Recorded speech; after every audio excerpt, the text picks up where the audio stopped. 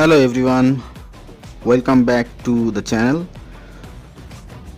So Shakib খানের নতুন cinema কি হতে যাচ্ছে?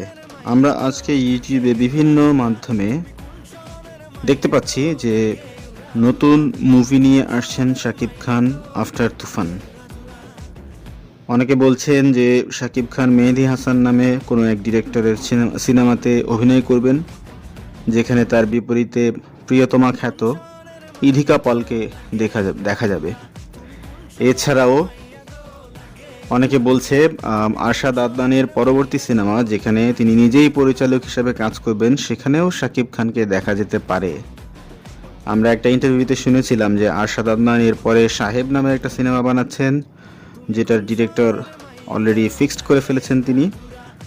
কিন্তু শাকিব খানকে কাস্ট করে কোনো সিনেমা তিনি করবেন এই ধরনের কথা বললেও কবে নাগাদ সেটা শুরু হবে সেটা কিন্তু তিনি তখনও নিশ্চিত করতে পারেননি।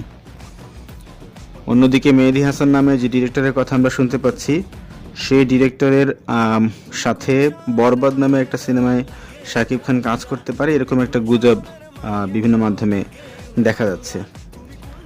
মাল্টি কাস্টিং একটি সিনেমা হবে এবং রোমান্টিক অ্যাকশন ঘরানার একটা মুভি নাকি এটা হতে যাচ্ছে। আমরা জানি না আসলে সত্য মিথ্যা কি, কারণ এখন পর্যন্ত কোনো ধরনের আনুষ্ঠানিক বক্তব্য বা প্রচারণা বা ঘোষণা আমরা এখানে এখনও দেখতে পাইনি। তো আমরা নিশ্চিতভাবে বলতে পারছি না যে আসলে এটা আসছে কিনা। আমরা কিন্তু এরকমটাও শুনেছি যে তুফান মুভির সিকুয়েলও আসতে পারে। যদি তুফান মুভির সিকুয়েল আসে, তাহলে এই সিনেমা কুরবানির ঈদে রিলিজ পাওয়ার পরে হয়তো সেটার শুটিংও শুরু হতে পারে। You never know.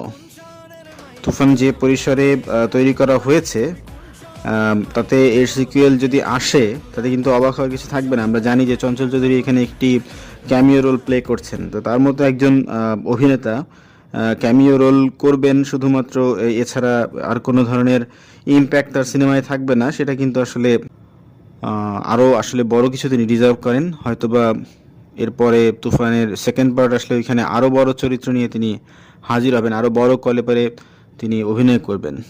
দেখা যাক, সময় সেটা বলে দিবে। এখন পর্যন্ত এই ছিল আপডেট। ধন্যবাদ সবাইকে পাশে থাকার জন্য। আপনি আপনার মন্তব্য আমাদের কমেন্ট সেকশনে জানাবেন। আর যদি আপনি নতুন হয়ে থাকেন, তাহলে অবশ্যই সাবস্ক্রাইব করবেন। Thank you.